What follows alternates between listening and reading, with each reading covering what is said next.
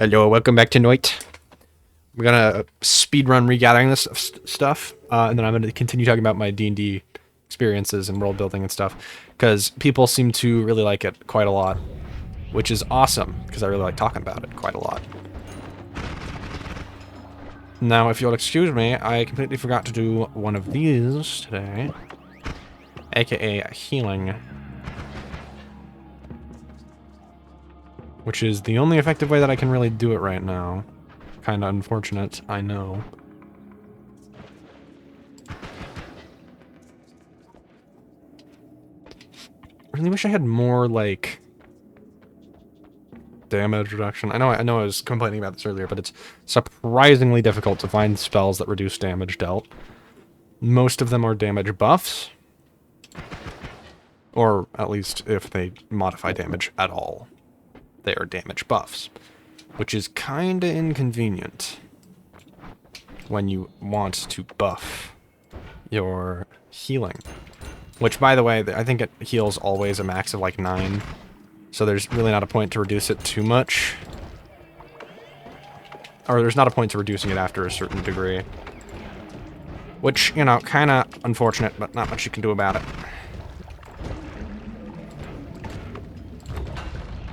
Okay, I need to stop teleporting right after using black hole because it doesn't work. And I need to forget that I am stupid enough to do that kind of thing. I need to stop doing it. It's really dangerous. Okay, that's the ambrosia, and if we do not get it, it will cause us a lot of problems later, but these idiots are in the way. They do not want to move. Okay, we can get that now. So, if you're wondering, I'm save scumming this run because I frankly don't have the patience to reset over and over and over and over until I get a good enough one that just prevents me from dying long enough. Because I've already died several times, and it is not something that I'm willing to repeat again and again and again. There are some spells and stuff, obviously, that I want to screw around with here. That's the main reason why I'm yoinking as many as I can fit in my silly little inventory. Tentacular. I'll just take one. I don't... Well, that is some not bad stats. It's actually better in every way than this current one here, but it is almost better in every way than this one as well. I'll just switch it in for my teleport for now. Because there is a better teleport one that I'm planning on grabbing. But always make sure to be constantly upkeeping your equipment in Noita when you have the opportunity. Since, frankly, becoming more powerful in this game is necessary. Alright. Where were we with that world building stuff? Something. Right, the auction. We've already completed the auction segment. So at this point, they've done the auction, where they were able to get a variety of items. The main one is essentially just a portable pocket dimension house thing, which was one of the concepts, or one of several concepts that I've used, or desired to use in a campaign for a while, because I think it's really cool. And I ended up using it, and it works pretty well. Essentially, it's just like, you get a little house key, you can summon the door to enter it at any given time, and functionally, it works a little bit like a bag of holding. With the nice exception that bags of holding and portable holes and stuff like that are much more stable here, because if they weren't, the whole thing would probably collapse, since it is a demi-plane or pocket dimension. So, you know, that's just how it functions. It's neat. Oh, frick. Hold on, that just spawned from random chest number 32? That's cool. Anyway. Don't really want to be propaned today. Or, for that matter, acid-covered, but, we'll try our best. Wow, that is a interesting wand.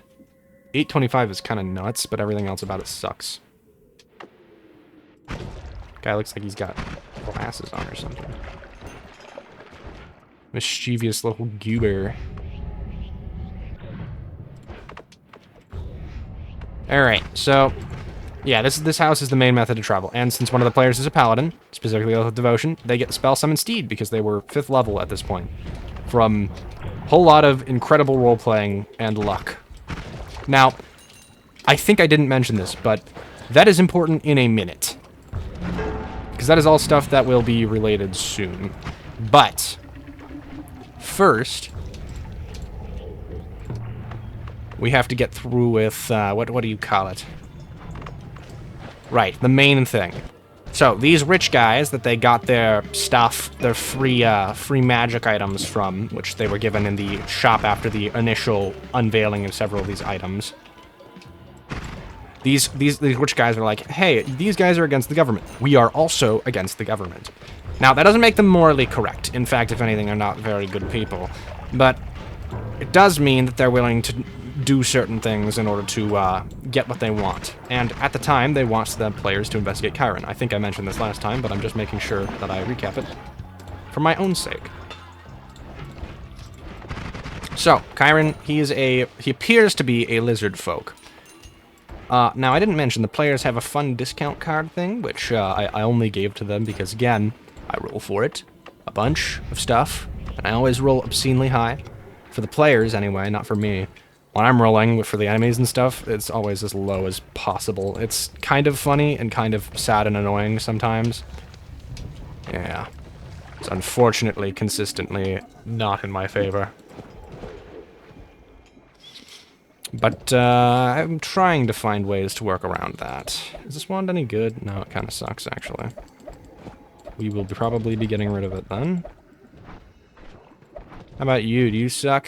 Yeah, kinda. Just get rid of that. Be careful to not detonate yourself, by the way. Whoa there, little guys. Screw off. Let's take that homing in tow. Anyway, they were tasked with investigating this guy. Now, this city, Stoneside, relatively modern in the sense that its buildings are relatively modern in appearance. The actual building itself is medium tech. They've got about, they got old tier automobiles at this point. Except they're really rare, so for the most part, people are just walking, or in very rare cases, on horse. Since the world travel system is mainly based upon portals, because that's easier than freaking setting up planes in this world, that's what is used if people end up, what would we say, what was the word? Needing to travel long distances quickly, because that's how the world government was able to most efficiently, you know, transport themselves, their soldiers, everything like that. And it works pretty well, too, so, I mean, hey, I'm not complaining.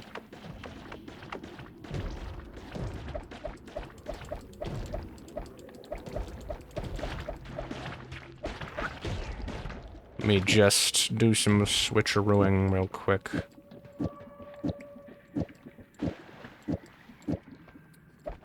Alright, confusion goes. Alright, anyway. Big portal system is the main way people travel around in this world. That's just how it works. There's not really any easier way to go through with it, because, well, this is the most effective way that they've managed at this point. But Chiron Incorporated, the company behind, you know, all this cool magic and magitech, including shotguns, also happen to be in the process of creating better and better automobiles, including ones for transporting resources, which is very useful in the areas that don't have direct portal travel placed toward them, because permanent portal travel takes a little while to set up, as is the case with base D&D, since I want to keep some things in similarity. Ooh, another accelerating shot. I'm sure I'll need that. Another chainsaw, and this and that. Booyah!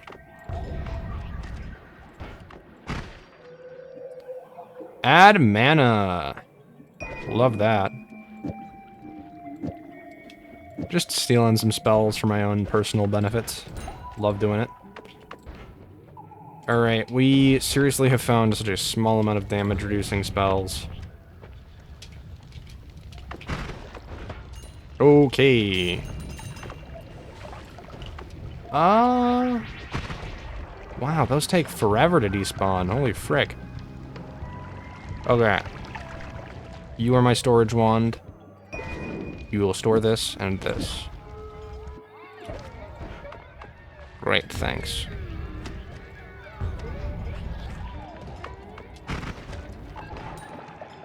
So, they get this contract to investigate Chiron. Funny guy, owns the company. Very plot-relevant character. The players, of course, want the money, and the information that is promised as a reward if they manage to succeed. What the players do not know... Actually, something that they still don't know is who these people actually are. And it will be important later.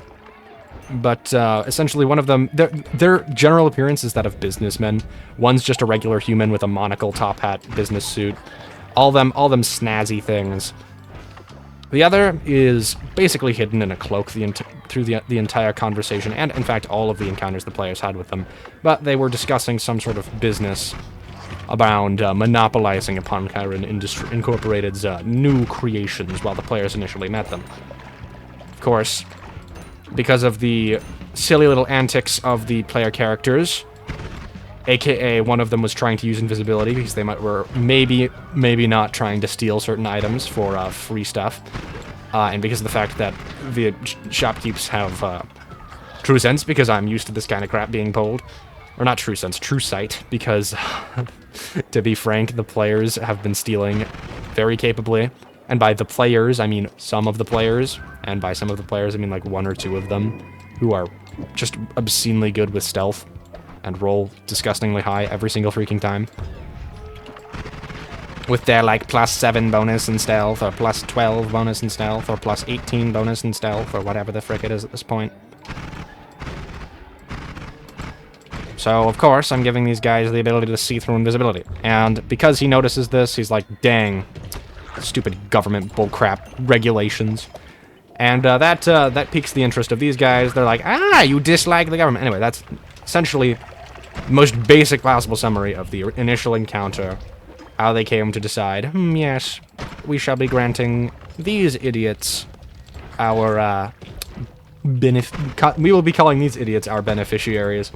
And it goes beyond that slightly, because the players don't know that these characters are part of the same rebellion group, or were part of the same rebellion group as the parents of a couple of characters. Specifically, the mother, the parents, sorry, the grandfather, not the mother, of the wizard. I really shouldn't reveal it, but yeah, his grandfather's part of the old rebellion group. That is important.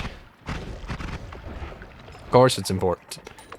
It's also the main reason why these two recognized him, because they knew that he had children, and his children had children by this point, because, well, I mean, they've met a couple of times in the past, though not very consistently, because they've had to deal with the fact that the government really wants to get these people imprisoned.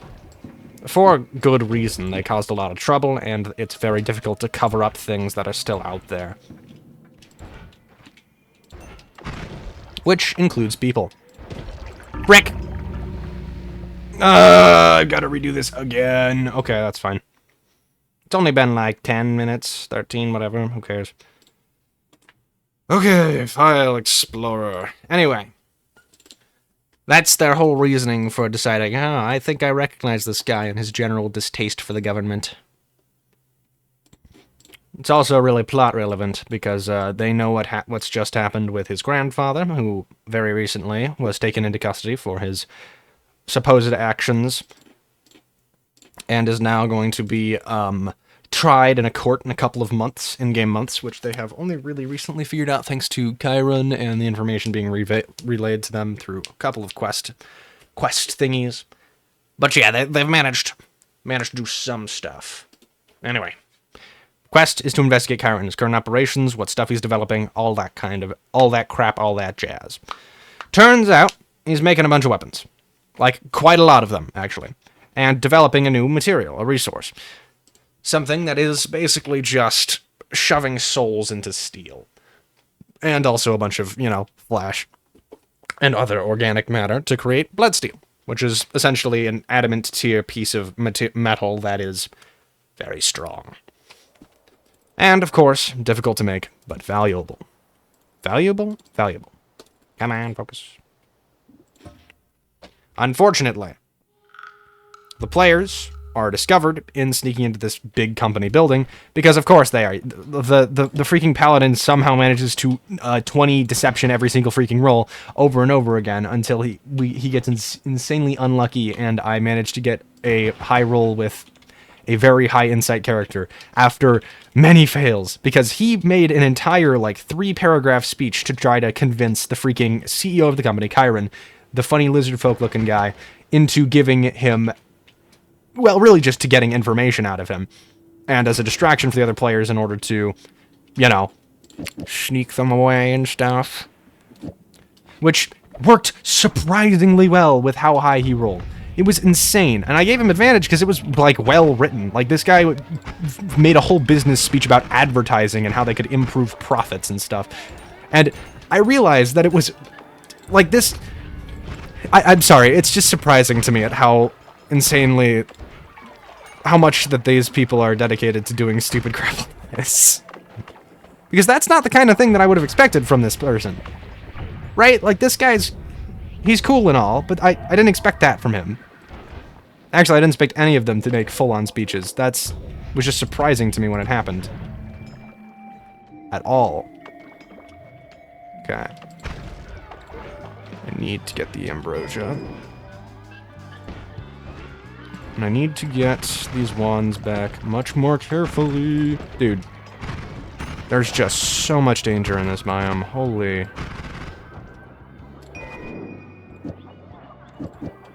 And this is my tele wand. Ooh, wait a minute. I threw away electric arc.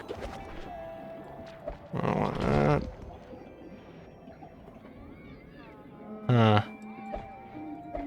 Anyhow, he managed to literally bullcrap his way to the top by posing as an employee of the freaking advertising department, specifically for a division that was working on cameras, which are a thing in this world before more highly advanced stuff. Straight up digital cameras, not just like, oh, this is an old film camera. No, digital cameras. They got that new fangled bullcrap. And the only reason this is able to work in world is because magic exists and is a great power source and allows you to do a lot of stuff that in our real world would have essentially made advancement happen about 10 times as fast. But it's also in relation to the fact that, well, there's also a bunch of old tech, like ancient technology, that just exists around that, you know, kinda helps a lot with developing new stuff. So, you know, that's quite useful when it comes to newfangled creations, because there's already stuff like that exists. It's just, you know, you just gotta go find it. Which, of course, Kyron knows where to look, because Bunny had a lot of connections and a lot of money. Anyhow, thankfully, Kyron rolls a high enough freaking insight to determine that he is probably lying, gets him into a position that shows that it is abundantly clear that they are probably working under the same ideals. Pretty much everybody in the group, by the way, all of their characters have written that they are somewhat on the fringe of society and that they dislike the government a decent amount. And for good reason, because with the wizard, his grandfather never liked the government and always taught him his ways, so that would reflect in him as a child and as a human being in general. For the paladin, it's because of his oath, quote-unquote, the things that he follows. That is another dimensional entity that wishes, or another group, I guess, of people who wish for a different ideology to be put in place. So, of course, he's going to be against the current government. It doesn't follow the ideology that he wants or needs it to. For the monk, it's just because he's anti-society. Like, he prefers the natural order of the environment and stuff. Sort of just one of the things he is all about. And, yeah. Right, the, Harvester, the soul magic guy, has to avoid the government because, well, frankly, he's done a lot of crime and there's no choice for him at this point, since he needs to kill things, and he doesn't realize that the government, does a lot of killing on their own time as well. Is this... No, it's not. So, they all have generally decent reasons to be displeased with the government's current state. Or at least, somewhat okay reasons.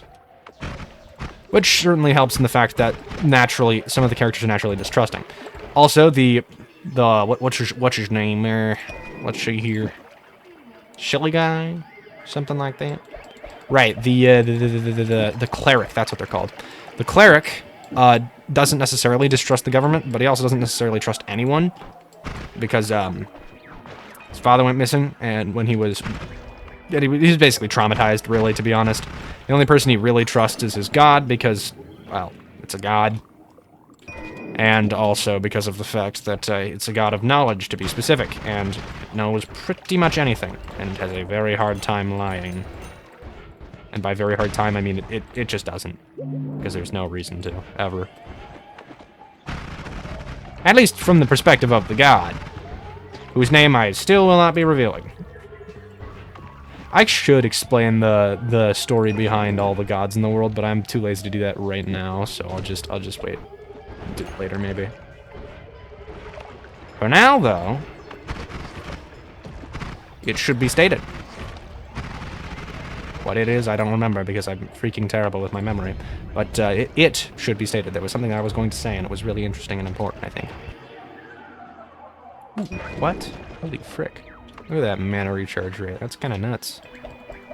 Me like.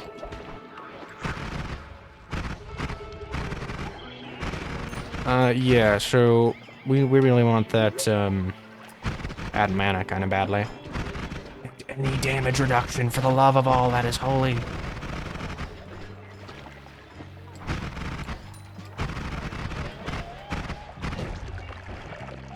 Alright. Something.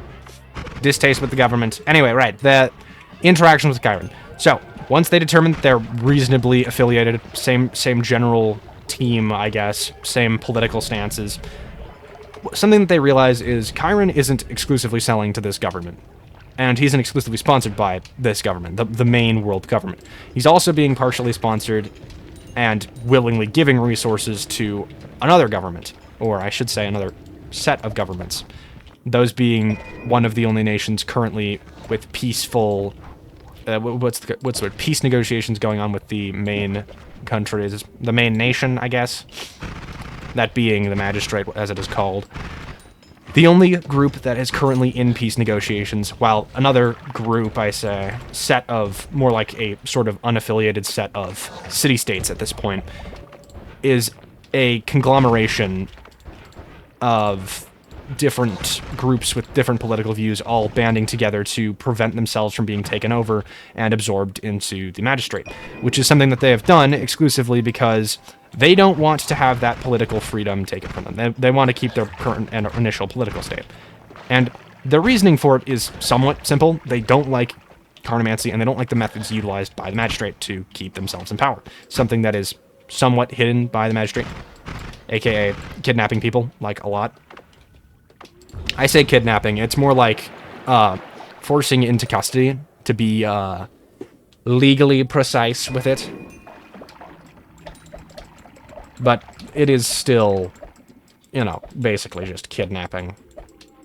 They're taking people into custody against their will, often and sometimes without cause or reason, which is the real problem, and one of the main reasons why these just random city-states that basically take up the remainder of the one continent that isn't colonized, of which there's only like 3 continents, and 2 of them are fully colonized by the Magistrate. One is about... 2 of them are large. One of them is relatively small. Deadly Heal.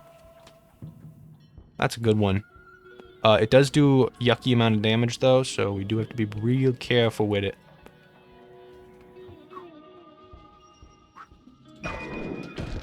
Anyway. They, Oh, frick! I'm just trying to rearrange my inventory, and I'm getting exploded. This is so dumb. I hate it. These guys shouldn't just spawn into existence directly on top of you, and neither should these random mushrooms, but they just do. Alright, let's take this all back to base.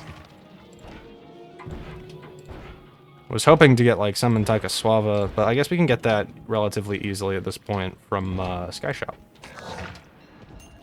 Or Hell Shop if we need to. Anyhow.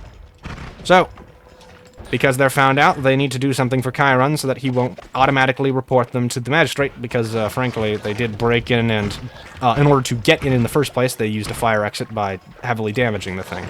Now, the fire exit in the building is like one main exit, and it kind of just uses dimensional warping to make it the entrance to several levels at once, which allows you to exit but not really enter effectively through it without incredible care taken. So, yeah, they used a funny magic item they got. One that was gained by, essentially, the two rich guys. Gained through the two rich guys, I guess? Whatever you want to say.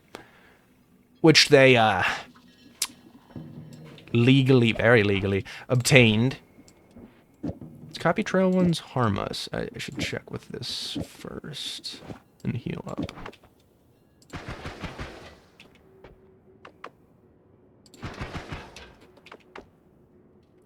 Yeah, so they obtain this magic item. It's basically just the ability to go pretty much intangible for a single round. And then after a long rest, you kind of have to, you know, you can't use it for until the next long rest.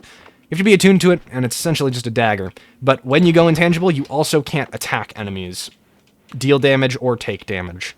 You aren't immune to psychic, I think was the only, because you're not immune to hearing or seeing, so you can still be afflicted with psychic damage. But it does make you immune to most any form of physical damage for a little bit. You just can't deal physical damage. It lets you phase through walls and the floor if you really want to.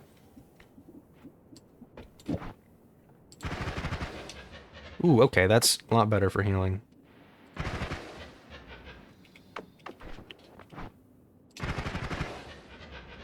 Looks like the duplicates don't share the modifiers. Alright. So, our players, they get a thing from Chiron, specifically a contract, because contracts are the way of the world. Essentially, it asks for them to recover a set of blueprints from one of these massive city structures left behind by the old people, the people who died out because of their stupidity and attacking the elementals, the literal elemental embodiments. It was their initial decision to cause that destruction as a group, those evil, quote-unquote, evil guys. So now the players can recover a set of blueprints for a weapon from this giant city structure, which is essentially just a towering skyscraper-like thing. About the... not perimeter, it's, what's the frickin' word? It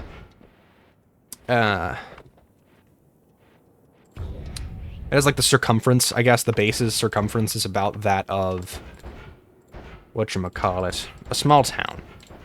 So, you know, it's pretty large and is able to hold a lot of people in it and a lot of homes in it.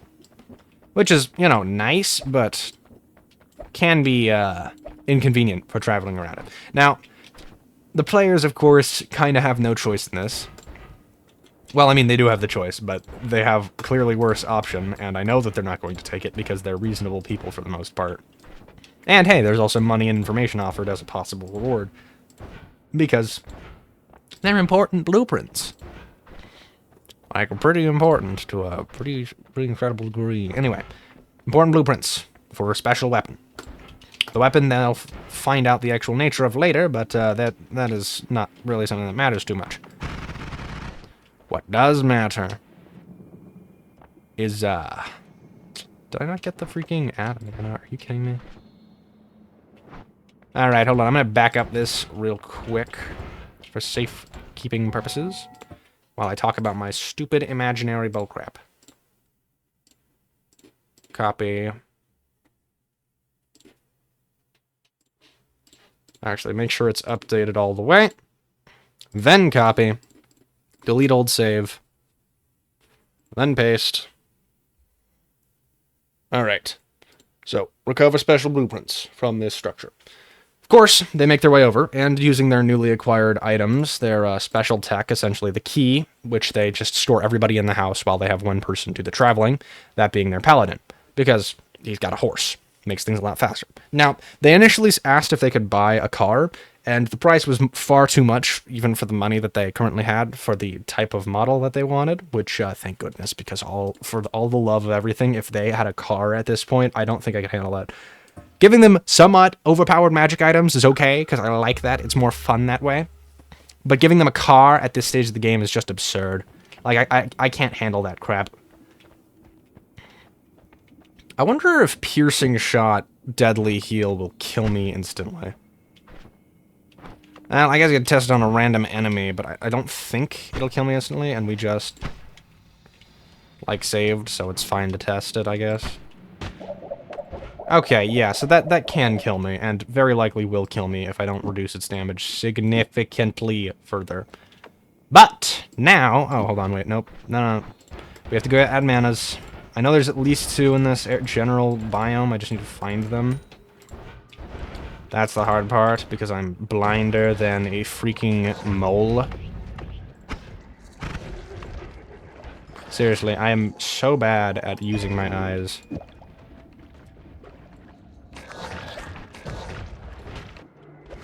Alright.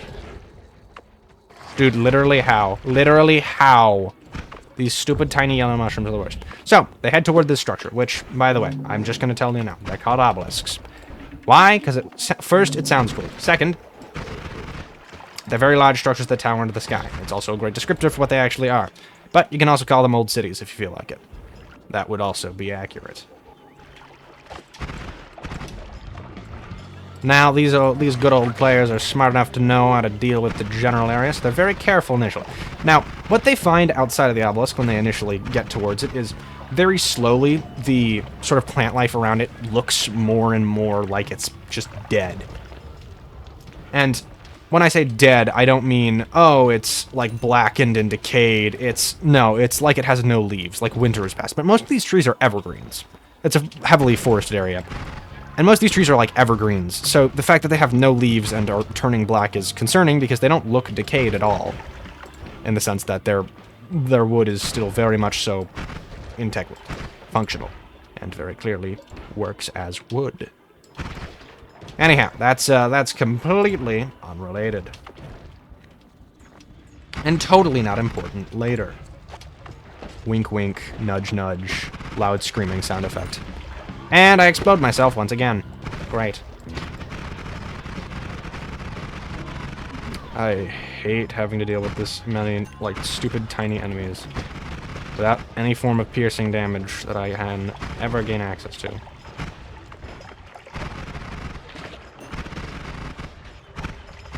I also hate how those guys just don't drop gold, despite being infinitely spawning and being the worst, most fearing enemy. Whoa! That blew that man straight. Holy crap, that's insane.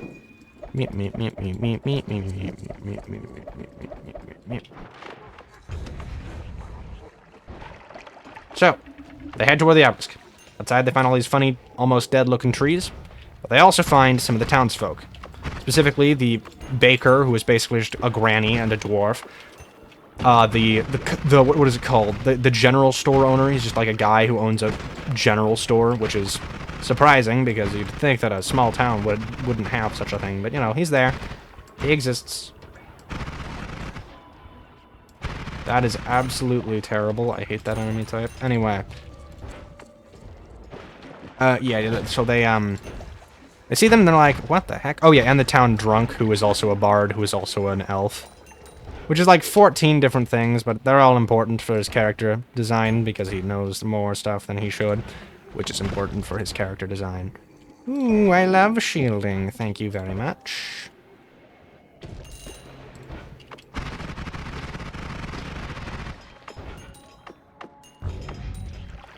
Alrighty. Dude, seriously? Oh, this biome. Really trying its darndest to kill me. Alright, they go in the structure. They find at the base level... Oh, right, they also hear that the Mr. Kidnapper escaped. Didn't get his stuff back, but he did escape. So, dealing with him should be relatively simple, because he can't really change up his spells, since he didn't get his spell book back. Anyway, they heard he escaped. He's definitely free, and these folks have been tracking him down, because of course they are. He initially tried to kidnap people, and he heavily injured the sheriff, who thankfully didn't die. I rolled for it. I should not determine everything. The dice should determine everything. No, I'm kidding. Fudging rolls is not really something I've done pretty much the entire campaign. I will probably have to at some point because of how absurd my rolls are getting, but that's what legendary resistances are for, I guess. Dude, where the frick? Where's the ad mana? I know that there are some here in this biome somewhere. Just need to find it. Please. Oh. High acid man. Alright, so they enter the building. At the very base level, they find two things. A library and, or more specifically, doors labeled library and armory. Specifically, in common, which is very odd since this structure is old. Like, and I mean old. It's ancient. This thing is that age where, at this point, it's surprising to see anything recognizable about it. And the fact that it's in such a state of non-decay is surprising. Should say the general structure is composed of an obsidian-like material that seems to be able to reconstruct itself, or at least the structure itself seems to be able to reconstruct itself. Which, you know, is important later. Because the players, of course, are going to damage this thing. Which is fine, by the way. That's important. They're allowed to do that kind of thing.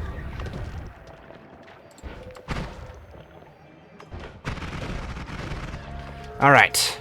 So, players, in their decision-making skills, managed to decide, well, let's try and find the code for these things, because well, we need the stuff that's in them, right? And of course they do, so... Turns out, our good friend, the cleric, oddly, knows the passcode already for the library. Now, this is obviously odd and surprising to most of the party members, but they just seem to brush it off at first. Nothing crazy. But, for the armory, nobody knows the code, so they do have to go find it. Luckily, within the actual library, they managed to find a bit of the code, a little ripped-off piece. Looks like somebody else hastily wrote it down, essentially. And it's definitely not ancient because the piece of paper is only a little yellowed, not super decayed. Nothing nuts yet. So, naturally, they use locate object, I think it is, to find the rest of the thing. And of course, they realize and discover that it is just on the next floor up, which should be the rest of the armory code. Unfortunately, the players find out on the next floor up, where Simon, the general store owner, decided to run ahead and chase after the Owl Man. There's, of course, the Owl Man. Why wouldn't he be there, after all? He likes being a piece of garbage. Now, you'd think that this would be a problem, and it was a very big problem, because the players did not... Hold on, I need to change this fast. I need to heal really bad.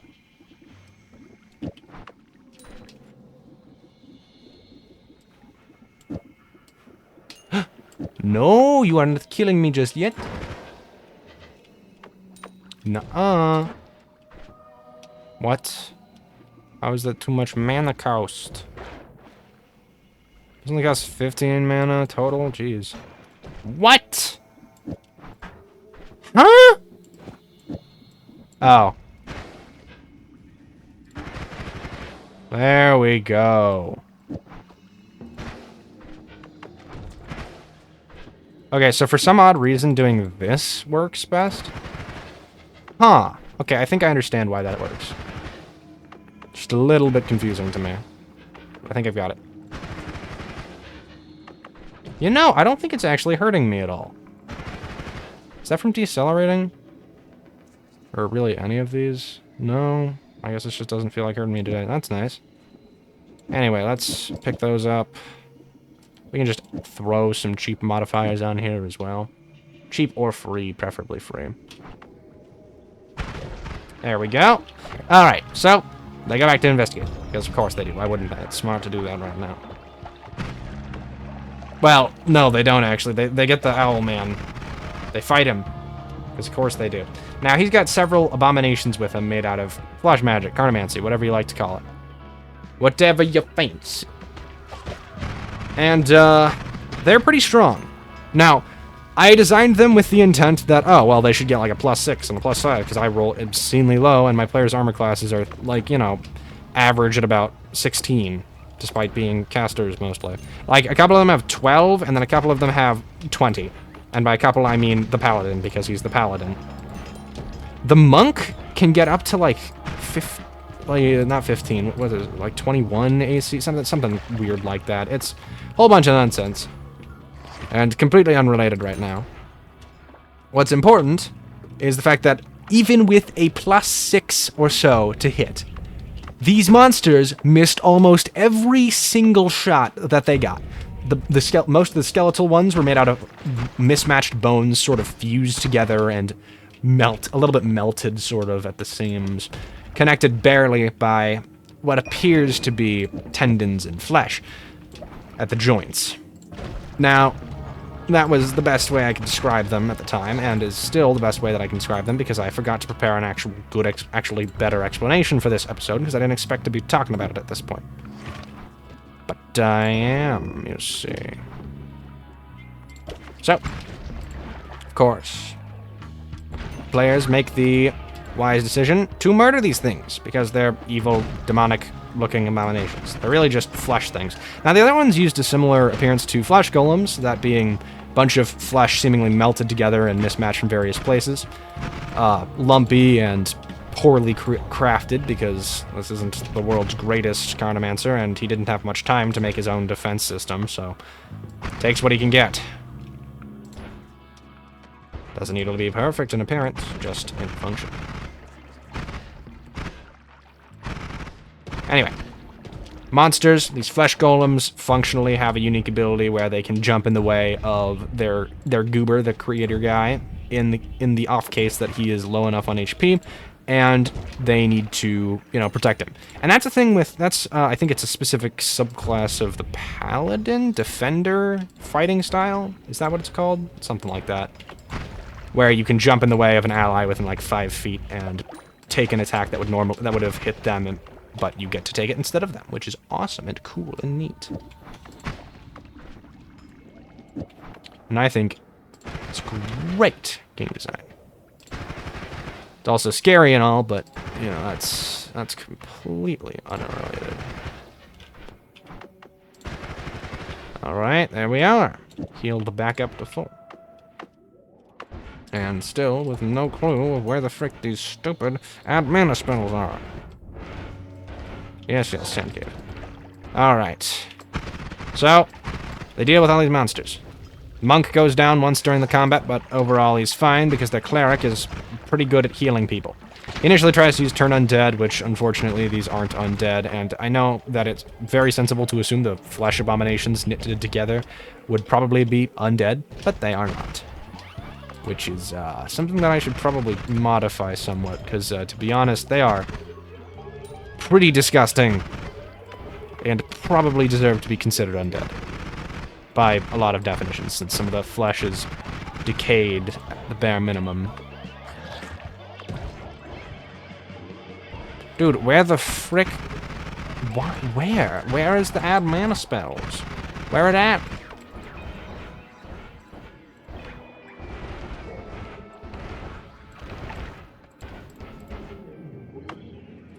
So, they managed to win, but oddly enough, they don't kill him. Like, this is something that I've seen repeatedly with these players. They are surprisingly merciful. And by that I mean they prevent him from dying at all costs. Like, one of them accidentally kills the guy, knocks him into death saving throws, and he almost frickin' dies. But the players are fast enough with healing spells to prevent him from being dead. So they essentially just try to use this as a method to interrogate him. Healing spells and damaging are a great way to interrogate people, because who the frick would want to be experiencing constant pain that they just get healed from? Nobody would. Absolutely no one would like that, unless they're, like, absolutely masochistic. But I doubt that. Alright. So, they essentially get the information that this guy does not want to keep fighting. And when they initially found him, he had taken general store owner hostage. And more specifically, he was in a ritual circle at the center of the room, which had the general appearance of a teleportation ritual circle, because, frankly, I didn't explain it like that, but that is what it was. It was a ritual circle for teleportation. A spell that this guy was going to cast to get the frick out of there. Unfortunately, since the players managed to interrupt him in time, they were able to stop him initially from doing it. Oh my gosh, 3 Eldari. Holy frick.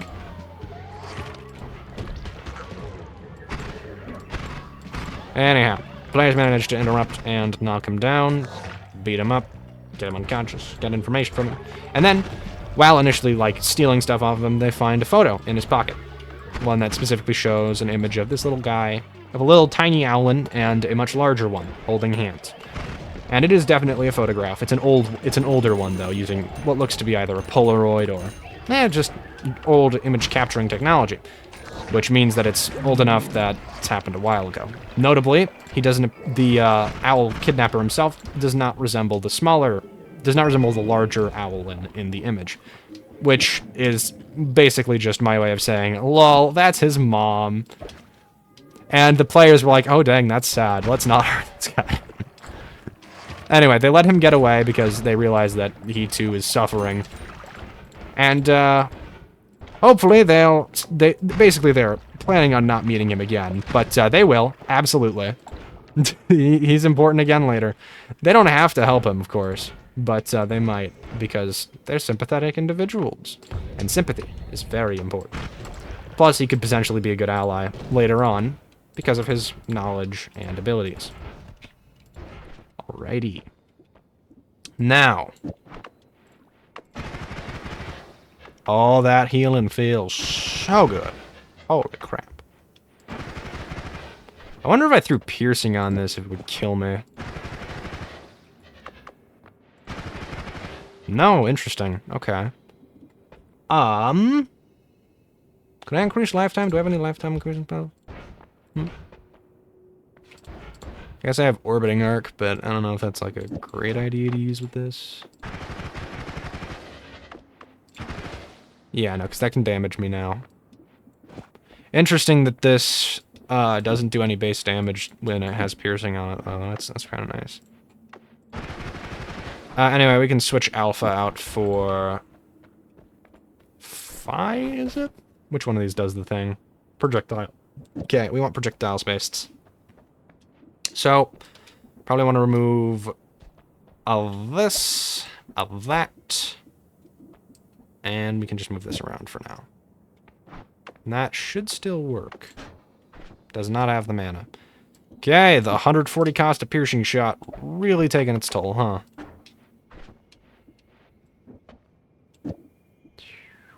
$30 plus 100, 270 is 300. How the frick was this casting in the first place? Holy crap. I don't think this should have been able to cast at all. I'm not sure how it was casting. It's running off of hopes, dreams, and prayers, I guess.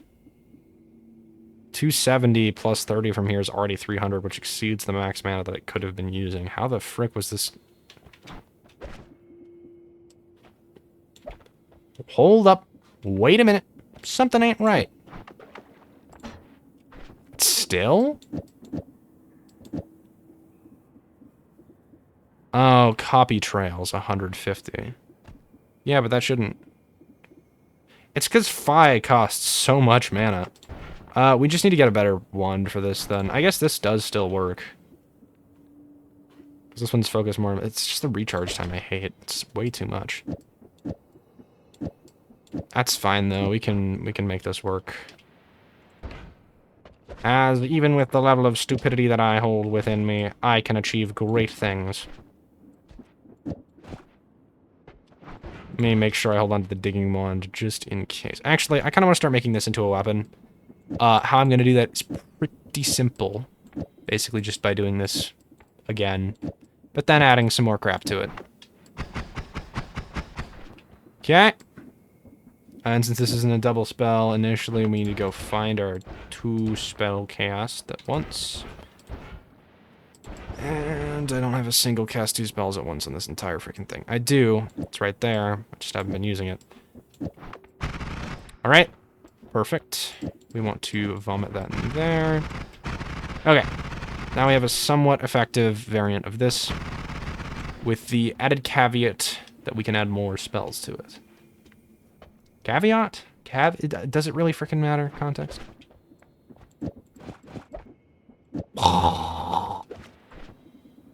You can hear my decay occur. Alright. Super speed saw bleed. Heck yeah.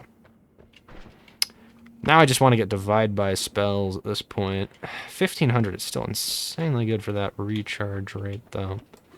I'll leave it here. As we shall. Let me just grab some more spells to add to this giant frickin' list of things. I could do drills and then combined with quadcasts. Take some drills. Will they hurt me? No, they shouldn't hurt me. And then throw a chainsaw on there. I love having like a little workshop down here that I can just screw around in. It's great.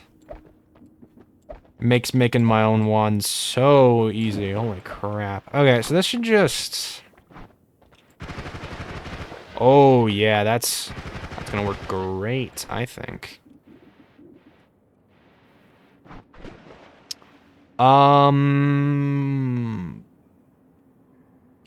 Guess I dropped the black hole one. That's fine. Okay. So, let's go... Ooh, what? Why are you here? Well, I mean, not anymore you're not, but why were you there? Excuse me. Rude. Wait, what? How the frick do you not have enough mana for this tiny amount of spellcasting? Okay, I guess we just do this. Should be over this way somewhere. If you're wondering, I'm looking for the gold room. Now, I might be a little bit stupid, but I'm sure I can find it. And I'm already lost, aren't I?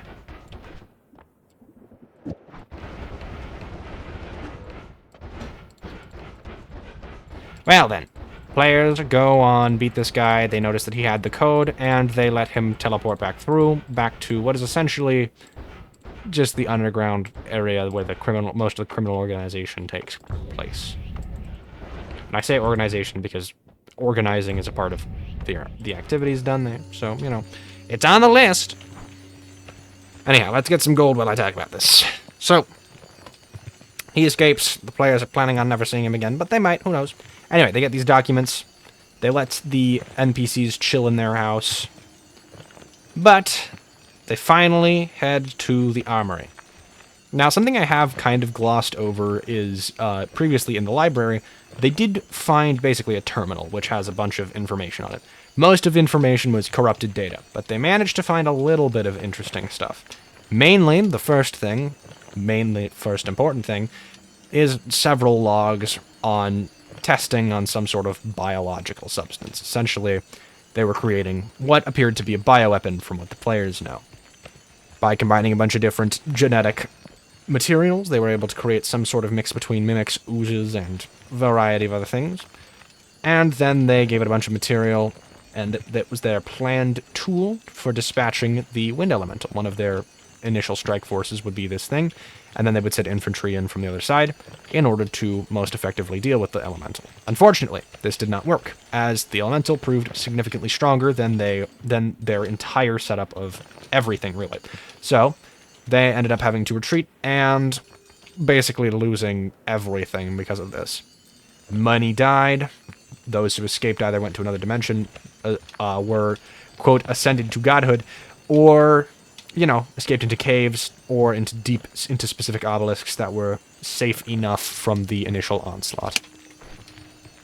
It was a very unfortunate day for those poor remnants, those poor folks of the old ages, because, well, they chose this for themselves.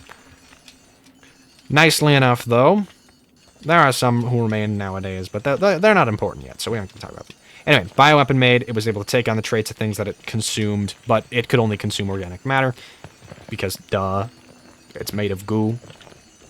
I ended up killing one of the guys who was initially experimenting on it, but that wasn't important because they were just stupid and decided that, yes, I am going to bother the thing.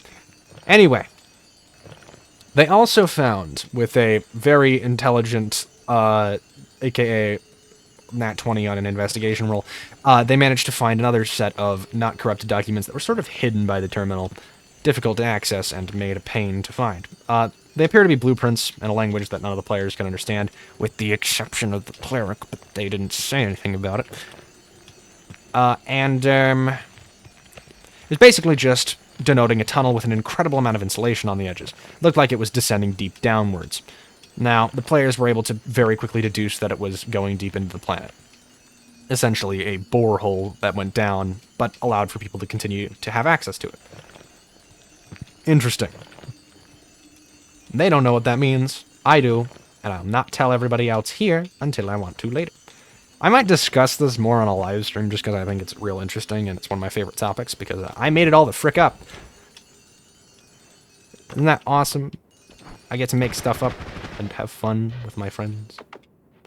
With this silly little world that I made up. Alright, why did that damage me, though? Doesn't make too much sense. Alrighty. So, all of this is over. Players decide, let's check the armory. There is almost nothing in there. With the exception of the blueprints on a table and a vial containing another liquid. Nothing. Now, the players were previously given a funny vision by one of the magic items they got. They stole, really. They only got it by stealing a bunch of money from, essentially, debt collectors, who very much so recognize the party and will be back.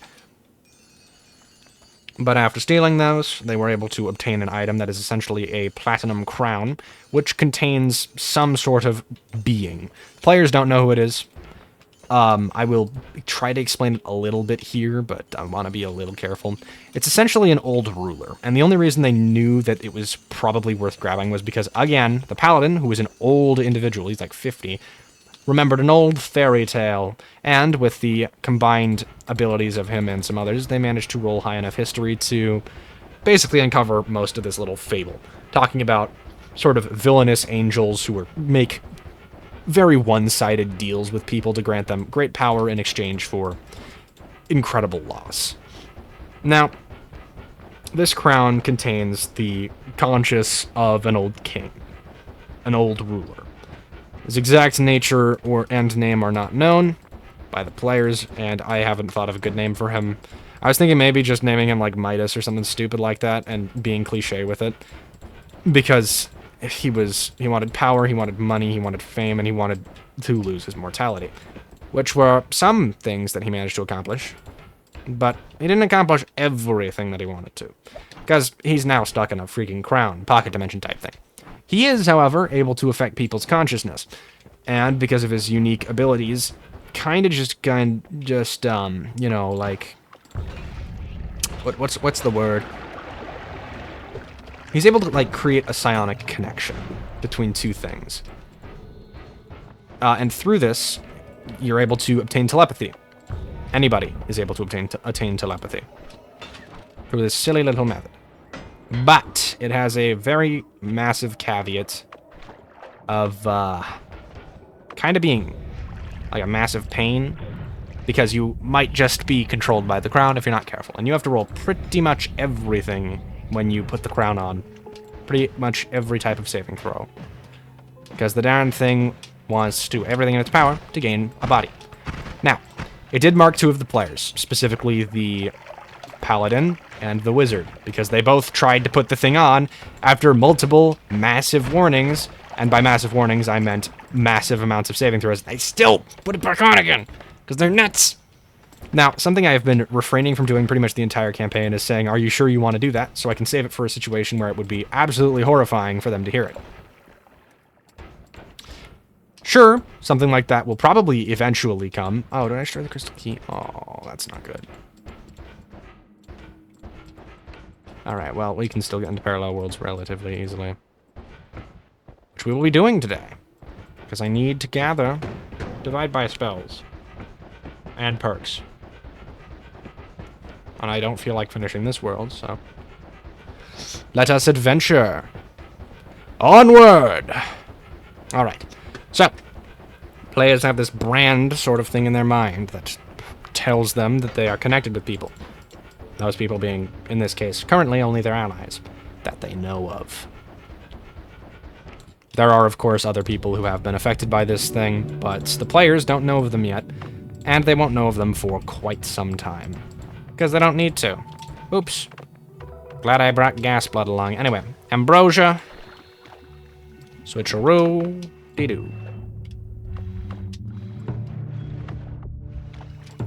Actually, I don't know why I'm switching back and forth. I can literally just... Alright. Now this is the way to travel. With complete safety, guaranteed. So, players keep putting this crown on because they're frickin' idiots. And by players, I mean 2 of them. After understanding the true nature of the thing, they still keep trying to do it. Because, hey, we might get cool powers or something. They don't. Yet. They might actually gain some genuine benefit at some point, but it's not now. Unless you count the telepathy part as a genuine benefit, which it kind of is, but you have to be absurdly careful to... Because this particular brand can be used to, how do I put this bluntly? Gain control over people, and utilizing specifically... Okay, so the crown, there's a homebrew spell in this world that is essentially the reason why Mind Flayers exist. Actually, it's the reason why Hive Minds exist at all. It's called Eggman's Hive Mind. It is a spell that allows you to create a Hive Mind, with the initial caster being the sort of actual mind behind it, the central core being there. This crown contains a being that has that power. And the crown itself is essentially able to cast that spell an infinite number of times, but with the caveat of it having to be cast by that guy in particular. Which means that, really, frankly, there's no reason for anybody else to use the thing.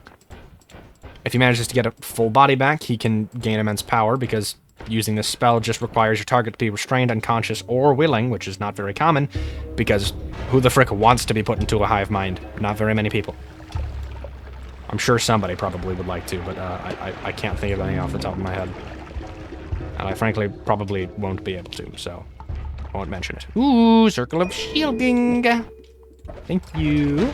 And I blew myself up again. Alright, so I accidentally used the portal, like an idiot. Gosh, man. Let's just do this for our teleportation. It's the most effective way. Alrighty. So, yeah, the players created this connection without knowing what it does, which is good, by the way. I don't want them to know yet. And they don't actually know about Eggman's Hive Mind, the spell itself, yet, because... Oh, frick, did I blow up the music machine? Yep, dang it. Because, well, frankly, it's more interesting if they don't know yet. They can, of course, learn eventually, but I doubt that they'll need to. They will learn about the spell. I'll tell them about it. Oh, frick, did that not damage me? Because I got ambrosia on it last second. That's nice. I love that. Alright.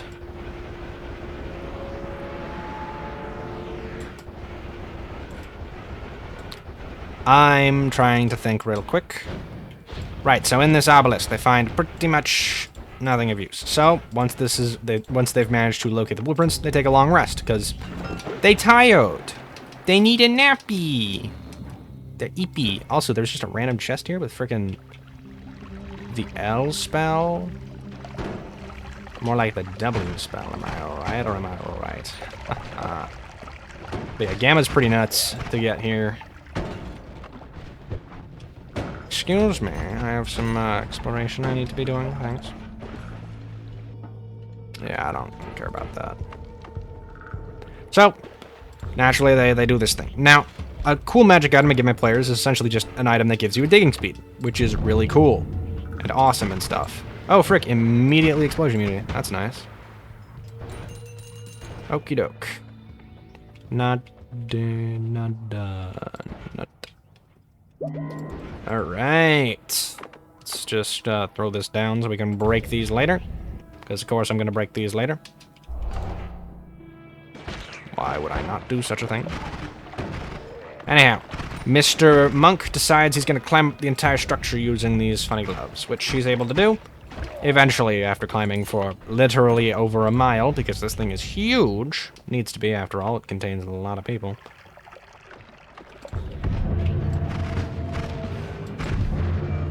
And now the gods are really mad at me, so I have to create a super death ray to deal with them later. When we get there, we get there. Anyhow, goodbye, Mr. 400 cows.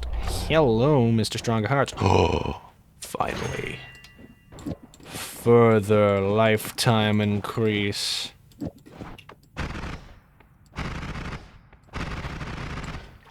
Whoa, look at that pattern that it took. What? Look at it go. That's nuts. I will be buying that as well. For no particular reason. Oops, die. Frick you.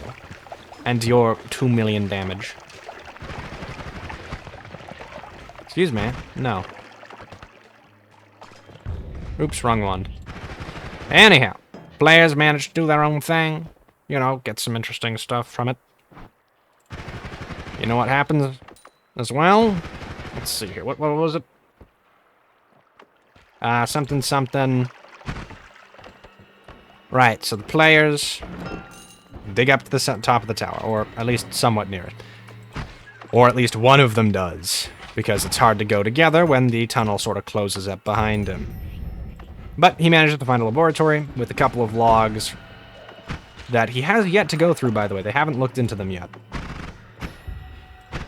Wait, no, have they? I think they have. They were just on chemical testing, basically. They were testing out some new fangled chemicals and combinations and reactive materials and resources.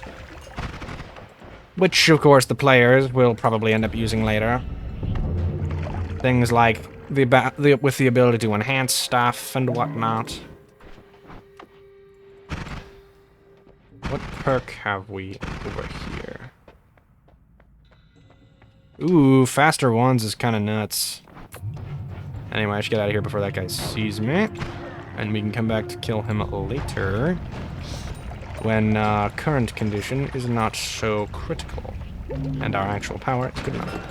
Anyhow, they find their way through a lot of bullcrapium. Manage to locate this lab, take some free stuff from it. And the paladin, who currently knew about one of these visions that they were given by this funny crown, courtesy of the divination wizard managing to not immediately get his mind controlled by this incredibly powerful artifact. There's a large, giant power source, a crystal at the top of the tower. And the paladin, of course, is going to go investigate it, because he is insane, crazy, and probably the only person tanky enough to survive that long. So he climbs up the tower, noticing a lot of dead bodies on his way there, because, unfortunately, that's just the way it goes. A lot of people died. There's corpses in various states of decay, and that is important, because, why the frick would there not be exclusively skeletons or decayed bone dust in this area? To answer that question for free for you guys, it's because not everyone there is, died, so some of the people there have died much more recently. And this is something the players find out soon when Mr. Paladin goes up the stairs once again, only to find, or not goes up the stairs, but sits and watches the gem, only to hear the sound of something massive with lots of legs walking around. He sees it go past a corner when he moves down the stairs again and looks across a hallway. He decides to chase after it for some unholy reason, and so begins the player's first encounter with sort of really the first true boss enemy. Now, I didn't initially plan for them to fight. I expected them to just run and get out of there. But I had a whole bunch of stuff planned if they did end up killing it. Essentially, if it ended up dead, this giant abomination of flesh, it's essentially just a centipede thing made out of skin and flesh, I suppose, with a medium armor class, because it's able to literally shift its flesh and skin around attacks and wounds to avoid it, which is yucky and powerful. The thing gets 2 base actions and can attack thrice on an action, and this is all really important, because if it can't, it just dies. It would have just lost automatically. And it has to deal high damage, 1d12 every time it punches, bludgeoning, with one of its limbs. And if you're gonna ask why it's because, frankly, I'm so obscenely unlucky. I hit about 8 out of, like, 30 total attacks during that entire thing. This isn't even a joke. Like, that, genuinely, I missed almost everything. But yeah, I made it disgustingly powerful. And it has a legendary action that it can use as well, where it just basically slaps you across the room. Very nice. 3 legendary resistances at the start. Used all of them up to deal with the player's spells and abilities, because why the frick wouldn't it? And then then they managed to make it turn into a pile on the floor. Because my players are really good at killing things. Which is good, by the way, because there's going to be a gauntlet of combat encounters later. And by a gauntlet, I mean several gauntlets that they will have to deal with in quick succession. Is that a permanent cast egg wand? That's nuts. Infinite egg. Wah, I'm so angry. Boo-hoo, I'm a god. Wah, wah, wah. Shut the frick up, you piece of crap. You can't do nothing about it. I'm strong enough now to deal with you. I'm in a parallel dimension. Ooh, damage up. And this wand is disgusting. Alright. So, of course, players managed to knock this thing down. Now, this thing has the power to heal, and it can either expend an action to heal or just use its natural healing ability on its own. It naturally will just heal 1d12 every round. But, if it so chooses, it may also do something really, really stupid and heal an additional 1d12 damage for free. Or, sorry, for an action. Now, this is helpful in the sense that I am going to need it, and I did need it in order to keep the thing alive longer than 15 seconds, and my players, because one of them is min-maxing, and is also helping all the others min-max, which is really nice. It's fun to have combat be hard, because it makes it more enjoyable for everyone. Slam blood. So, very quickly, players deal with their foe, their boss enemy, as it were. Oh, frick you. They managed to defeat it, get it on the ground in the negative hit points, and by the way, we are homebrewing negative hit points because it makes things a lot more dramatic, because you can't just be saved from death by getting healed out of death saving throws instantaneously. When you're at 0, you're not just permanently at 0 until you're healed, you're at negative whatever. And if your total current HP decreases, if you go to the negatives, equivalent to the opposite of your max HP, you die instantly, which makes it basically like a second health bar. I'm thinking of changing it so that it's half of your total max HP, because that just seems more reasonable and less like just free extra HP bar. But it does mean that enemies also get the same type of thing, so in order to permanently kill them, you just kind of have to beat them to death. Now with this monster, I kind of just did a half HP thing, because I think that's reasonable for its massive HP total of like well over 200, because my players are that strong. Yeah, it had well over 200 health, and 6 people railing on something like that is just nuts. Like, there was nothing that this thing could do. It could attack them, yeah, but not a single player went down during that fight. Anyway, I'm glad that they didn't, by the way. It made it much more intense during the fight, because they were scared that they would go down. But they were, for the most part, A-okay. Ooh, Iron Stomach. That's a good one. I really want peace with gods, because dealing with this piece of crap is a pain. But we'll take what we get when we get it. Excuse me. So, in short, they managed to kill a giant, evil, demonic, weird abomination. Very well. That was about the extent of that session, and they managed to begin making their way back. And as they exited that structure, the obelisk, it had already begun to snow, as winter was beginning. Now, this is surprising, because when they entered, it was pretty sunny out. So, very clearly, weather has been quickly changing, which is, you know, not great, but also not the worst. Anyway, let me finish this parallel dimension, and then we can, then I'll probably skedaddle. Who the frick has a wand that's doing that bullcrap?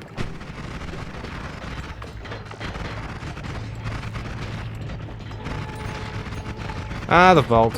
One of the worst biomes in this darn game. At least it's at bare minimum somewhat survivable because of my magic overpowered wand.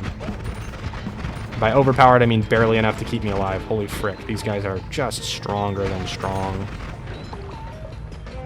Okay, great.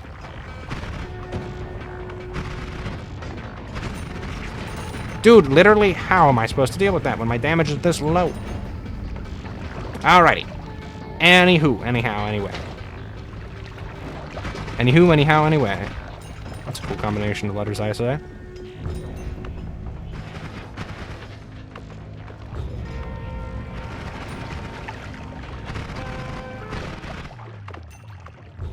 What have we here? Ooh, extra max HP. That's great. And Swapper's kind of neat. I want to make a world travel wand. That'll be fun.